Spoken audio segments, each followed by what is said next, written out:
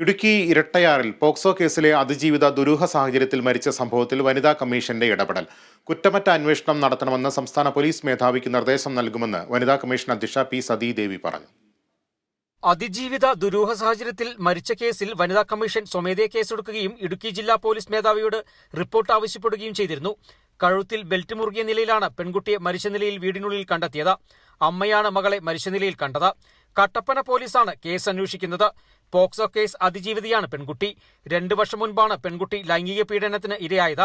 Case നടന്നു വരുന്നതിനിടെയാണ് May 13 ദുരൂഹമരണം സംഭവിച്ചത്. ശാസ്ത്രീയ തെളിവുകൾ ശേഖരിച്ച് കുറ്റമറ്റ അന്വേഷണം നടത്തണമെന്ന് സംസ്ഥാന പോലീസ് മേധാവിക്ക് നിർദ്ദേശം നൽകുമെന്ന് വനിതാ കമ്മീഷൻ അധ്യക്ഷ അഡ്വക്കേറ്റ് പി സതീദേവി പറഞ്ഞു. ഏത് നിലയിലാണ് ആ പെൺകുട്ടി മരണപ്പെടാൻ ഇടയായിട്ടുള്ളത് എന്നുള്ളതിനെ സംബന്ധിച്ച് വസ്തുനിഷ്ഠമായിട്ടുള്ള രൂപത്തിലുള്ള അന്വേഷണം നടത്തി എല്ലാ ശാസ്ത്രീയമായിട്ടുള്ള തെളിവുകളും സമാഹരിച്ചുകൊണ്ട് കുറ്റമറ്റ രൂപത്തിലുള്ള ഒരു അന്വേഷണമായിരിക്കണം ഈ കേസിന്റെ ഭാഗമായിട്ടുണ്ടാവേണ്ടത് എന്ന് വനിതാ കമ്മീഷൻ ഓൾറെഡി റിപ്പോർട്ട് ആവശ്യപ്പെട്ടിട്ടുണ്ട്. സ്വന്തം വീടിനുള്ളിൽ പോലും പെൺകുട്ടികൾക്ക് സുരക്ഷിതത്വമില്ല എന്നാണ് സംഭവം വ്യക്തമാക്കുന്നതെന്നും കമ്മീഷൻ പറഞ്ഞു. Kerala vision news, Idukki.